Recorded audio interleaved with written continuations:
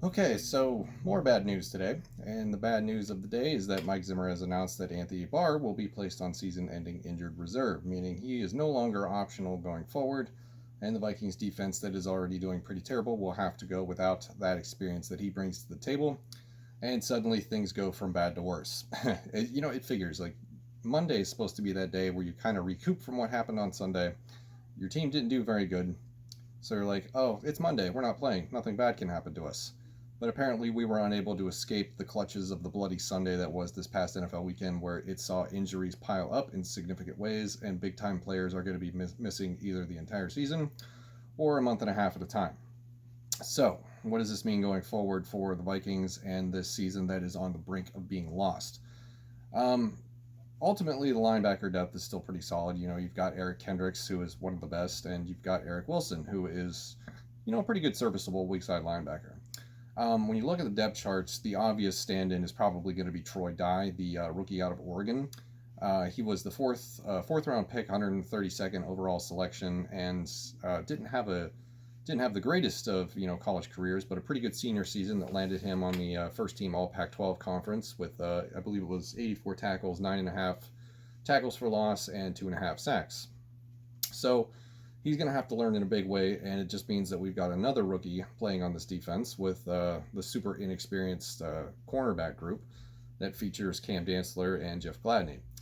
So, what does all this mean for the defense as a whole going forward? Well, I think we're about to get wrecked by the Tennessee Titans regardless of this injury, and that just seems to be more, a theory that's being more realized by the day.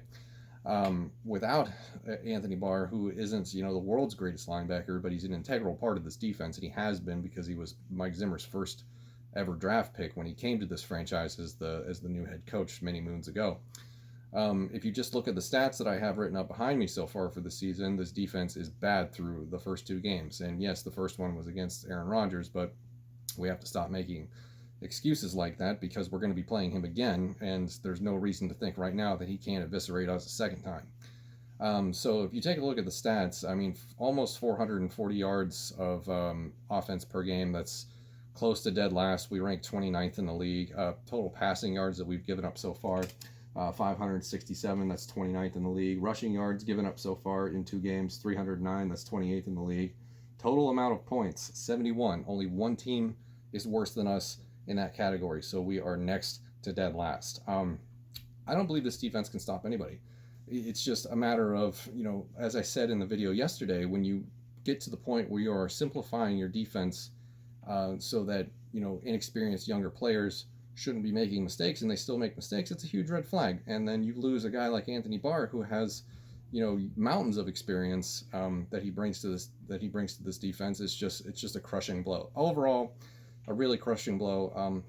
We still are without Danielle Hunter for another week. He will miss the game against the Titans. He's eligible to return in week 4.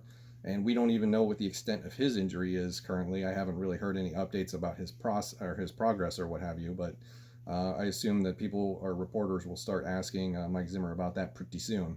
So, I mean, I was saying yesterday in the recap video after the game that this is likely a 6-10 season. I'm starting to think a little bit worse than that. I'm thinking in the 4 or 5 win range. So things aren't looking good, and we'll go over this sort of later in the week when we do the previews with the pick'em video. So that's the update for today on the Vikings and the circle of hell that is our life as fans in 2020. The year has decided to take one more crap on us in week 2. So thank you very much for watching, and I'll see you in the next one.